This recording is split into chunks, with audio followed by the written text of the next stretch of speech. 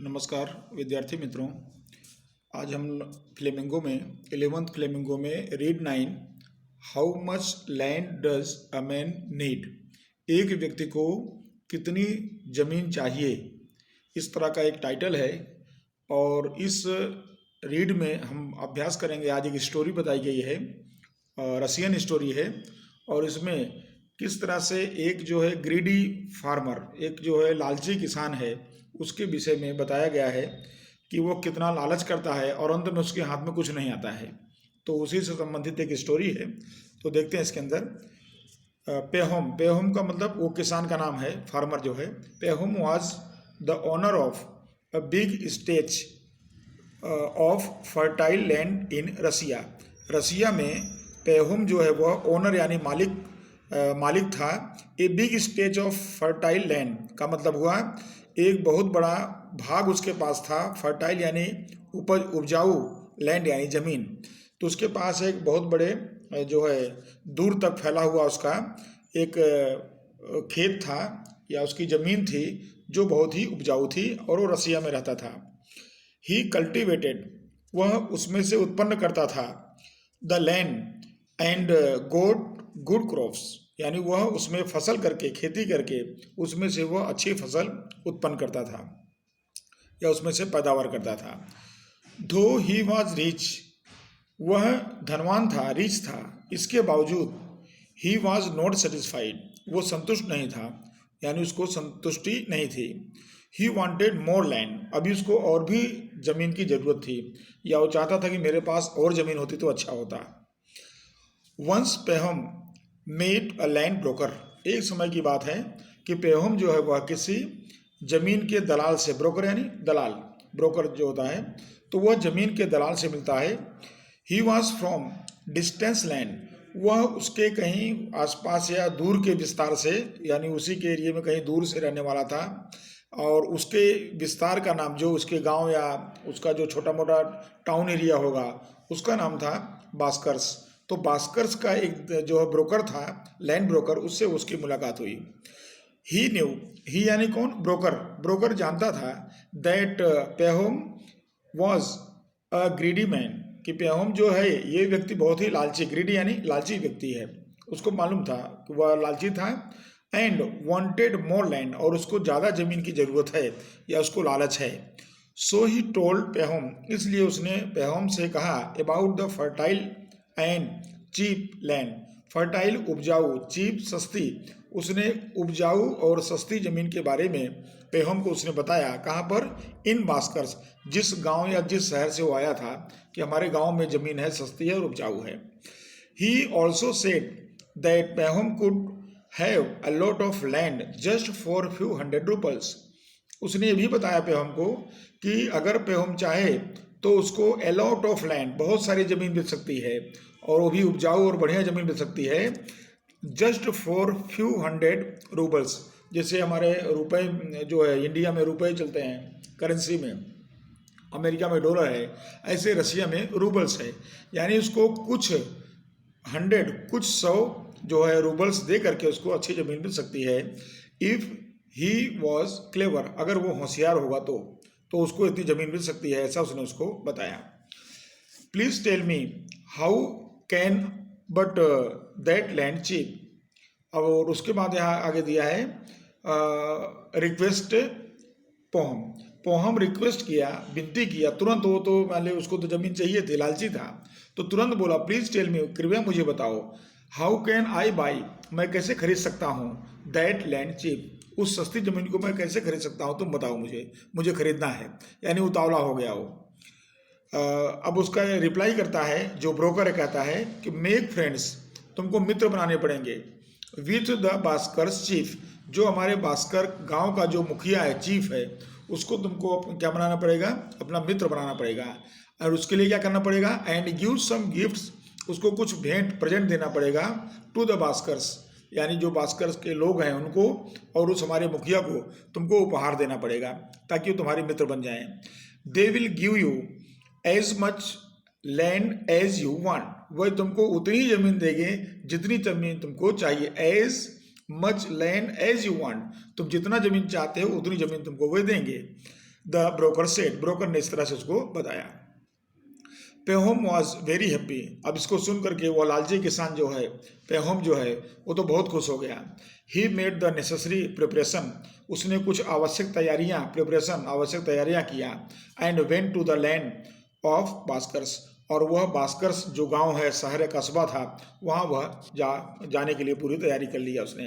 He had taken with him a servant, उसने अपने साथ में एक नौकर भी लिया, क्योंकि वो वैसे भी धनाढ्य व्यक्ति था, समृद्ध व्यक्ति था, बड़े खेत का मालिक था, तो उसने अपना एक नौकर भी साथ में लिया। हॉर्स कार्ट, एक घोड़ा गाड़ी लिया। एंड सम वैल्यूएबल गिफ्ट्स, और कुछ कीमती मूल्यवान प्रेजेंट या उपहार भी लिए। फॉर द बास्कर्स, बास्कर्स के लिए, यानी उस गांव के लोगों के लिए और मुखिया के लिए। On reaching the land of the Bashkirs, Bashkirs के भूमि पर या बास्कर्स गांव में पहुंचने पर ही वॉज वेलकम्ड, उसका खूब स्वागत हुआ, पूरे गांव ने उसका स्वागत किया। He gave the gifts to them, उसने उन गांव के लोगों को उनका उपहार दिया। एंड टोल्ड देम, और उनसे कहा। He wanted to buy some land, उसको कुछ जमीन खरीदना है, ऐसा उसने बताया। The Bashkir chief was glad, और जो गांव का मुखिया था बास्कर का, वो खुश हो गया क्योंकि उसको उपहार मिला, तो काफ़ी खुश था वो। ही सेड, उसने कहा। जस्ट पे अस 1000 रूबल्स, उसने कहा कि तुम मात्र हमको 1000 रूबल्स हमको पेमेंट कर दो। अब यहाँ पर रूबल्स शब्द दिया है, the standard unit of money used in, यहाँ दिया है यूज्ड इन बेलारूस, रसिया। तो रसिया के अंदर जो ये करेंसी है, जो आप जानते हैं रूबल्स, जैसे मैंने आपको बताया, तो वहाँ का उसने बोला कि केवल तुम मुझे 1000 रूबल दे दो। एंड टेक द लैंड, और तुम जमीन ले लो, तुम जितनी चाहिए जमीन ले लो। आगे कहता है मुखिया कि you can take as much land as you can cover on foot in one day. अब ध्यान से देखो कि तुम उतनी जमीन ले सकते हो कि जितना तुम, you can cover on foot, तुम पैर से चल करके नाप सकते हो, इन वन डे, एक दिन में। यानी तुम सुबह से निकलो और शाम तक तुम जितनी जमीन नाप लोगे या जितनी जमीन तुम पैदल चल लोगे, उतना जमीन तुम्हारा, लेकिन देना कितना है, खाली 1000 रूबल्स देना पड़ेगा।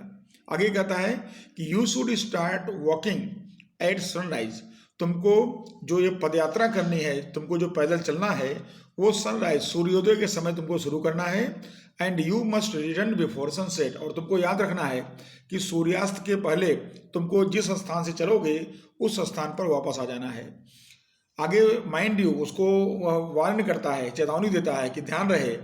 If you can't return before sunset, अगर तुम सूर्यास्त के पहले नहीं वापस लौट पाए, यू लॉस योर मनी, तो समझना तुम्हारा पैसा गया। यानी तब तुमको जो 1000 रूबल दे रहे हो, इसको हम वापस भी नहीं करेंगे और जमीन भी नहीं पाओगे। पेहोम एग्रीड, अब पेहोम तो खुश हो गया और सहमत भी हो गया, कोई बात नहीं है, इसको मैं करूँगा। It was not a bad bargain, यहाँ पर बार्गेन यानी डील दिया है। आपने भी कहीं भाव ताल करते हैं ना, भाई कितने का है, 50 रुपये का, अरे थोड़ा बराबर लगाओ ना, 45 रुपये लगा लो, चलो 5 रुपया कम कर दो, 10 रुपया कम कर दो, तो दैट इज बार्गेन। तो वह बार्गेन, वो डील, व्यवहार, उसने बोला कोई खराब बार्गेन नहीं है।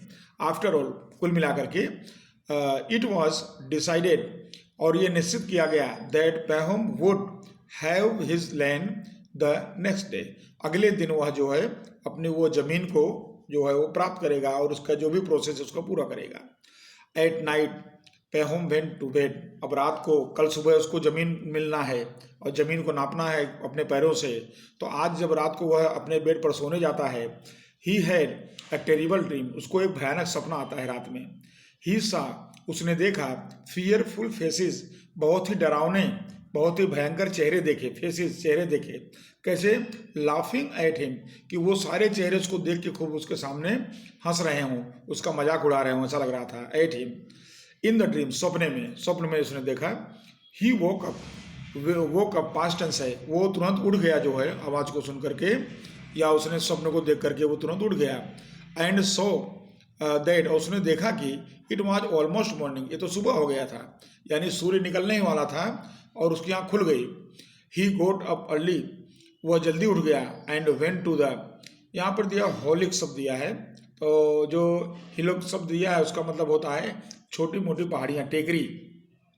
तो आउटसाइड द विलेज, विलेज गांव के बाहर के साइड में, थोड़ा गांव से दूर जो है एक पहाड़ियों का, छोटा मोटा पहाड़ियों का विस्तार था, वहां पहुंच गया।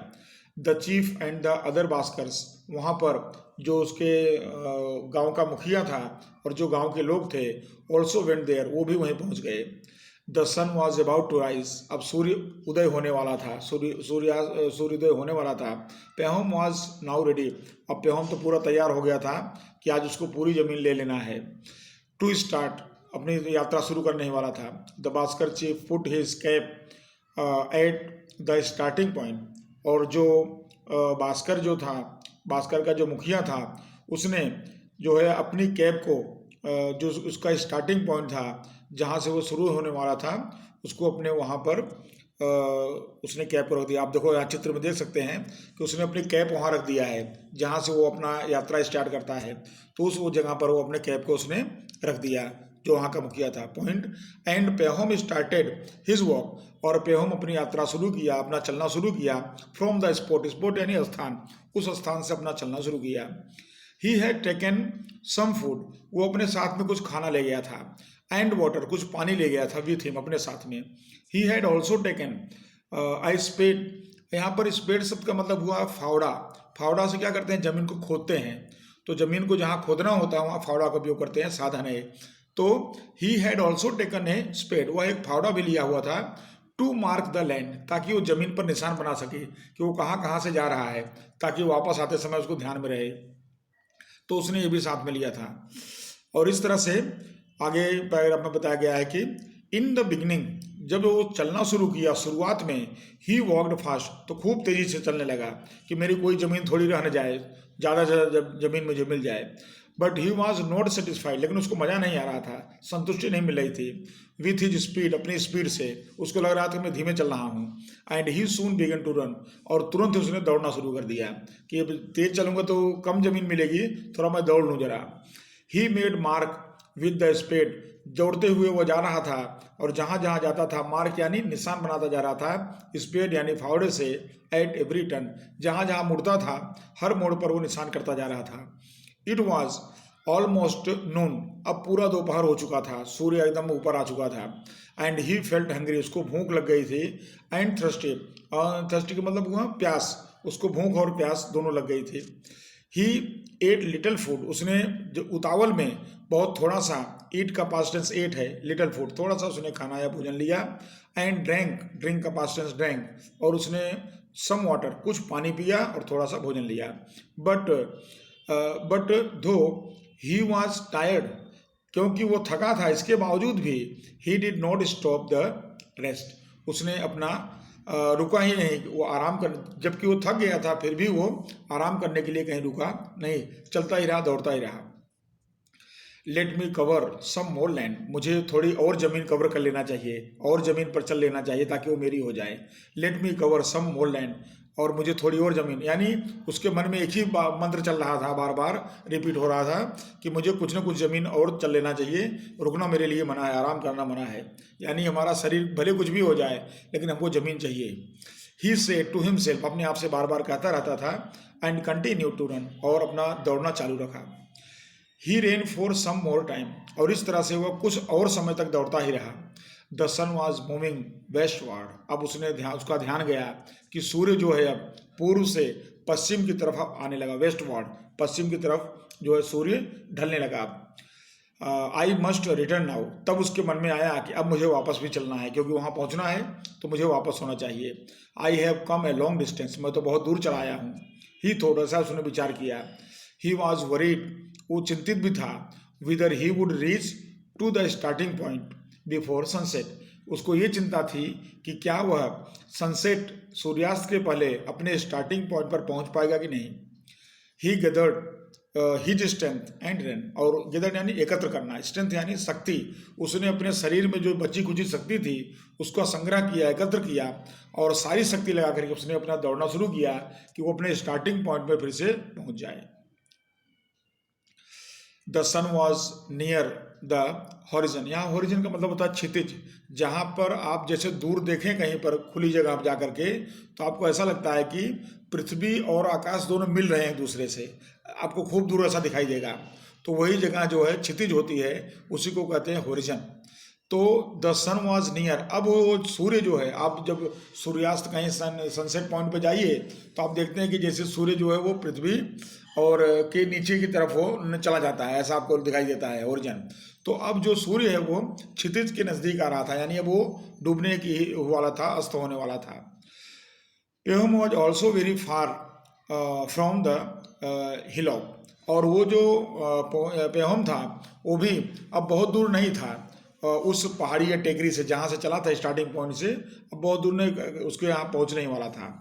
He could hear the people shouting and cheering him, वो सुन पा रहा था कि पीपल गांव के लोग शाउटिंग चिल्ला रहे थे, एंड चीयरिंग और हंस रहे थे, हिम उसको, यानी लोग तालियां बजा रहे थे, भाई तू जल्दी कर, पहुंच जाएगा, ऐसा उसको साहस या हिम्मत दे रहे थे और जोर जोर से हंस रहे थे। इस बात को सुन भी रहा था वो। He could also here the Bhaskar chief laughing, उसने भास्कर का जो मुखिया था उसकी भी उसने हंसने की आवाज़ सुनाई, इसको दे रही थी कि मुखिया भी हंस रहा है, चीफ भी वहाँ का हंस रहा है। ही remembered the dream he had seen at night, इतने में उसको रात का भयानक स्वप्न याद आ गया, जो देखा कि उसके वो एकदम भयानक चेहरे उसको देख के हंस रहे हैं, वो चीज़ उसको ध्यान में उसको रिपीट हो गई, उसको ध्यान आ गया। ही वॉज हॉरिफाइड, वो तो घबरा गया एकदम से, यानी भयभीत हो गया उस स्वप्न को याद करके। ही वॉज टायर्ड, वो पूरी तरह से थक गया था। एंड यहाँ दिया है शब्द परस्पायरिंग का मतलब हुआ स्वेटिंग, यानी पसीने, उसके शरीर से पसीने निकल रहे थे, इतना वो दौड़ या थक गया था। Would I be able to reach the point before sunset, अब फिर से उसके मन में एक भय बैठ गया, डर बैठ गया, चिंता हो गई कि क्या मैं सनसेट के पहले, सूर्यास्त के पहले उस अपने स्टार्टिंग पॉइंट पर मैं पहुंचूंगा कि नहीं पहुंचूंगा, ऐसा प्रश्न उसके मन में उठने लगा। ही वंडर्ड, इस तरह वो विचार करने लगा, थिंकिंग, सोचने लगा। He made a strong effort यानी प्रयास, उसने बहुत ही मजबूत या बहुत ही अधिक प्रयास किया वहाँ तक पहुँचने के लिए। ही वॉज वेरी नियर, अब वो काफ़ी नज़दीक पहुँच गया था कि जहाँ उसको मतलब जो उसका स्टार्टिंग पॉइंट था उसके लगभग वो करीब पहुँचने वाला था, टू द पॉइंट के पास। एंड रीच्ड इट टू, और वो पहुँच भी गया, अब उसके करीब भी पहुँच गया और स्टार्टिंग पॉइंट पर वो पहुँच भी गया। But as he touched the cap, लेकिन जो टोपी रखी गई थी कैप, उसको जैसे उसने टच किया, दौड़ करके टच किया, which marked the starting point he collapsed, यानी कि जो टोपी रखी गई थी स्टार्टिंग पॉइंट पर निशानी के रूप में, जब से उसने जैसे टच किया वैसे ही वो कोलैप्स का मतलब हुआ बेहोश हो गया, यानी उसके शरीर में जैसे वो मतलब अचेत हो गया वो। और यहाँ पर बताया गया है कि वो मर गया, यानी वो इतना उसके अंदर मतलब वो हो गया, चिंताएं हो गई, थकान हो गया, और उतना परिश्रम वो कर चुका था और दूसरे उसके अंदर व्यग्रता भी आ गई थी, तो हो सकता है उसकी जान वहीं निकल गई, यानी उसने कैप को टच कर लिया और वहीं उसकी मृत्यु हो गई।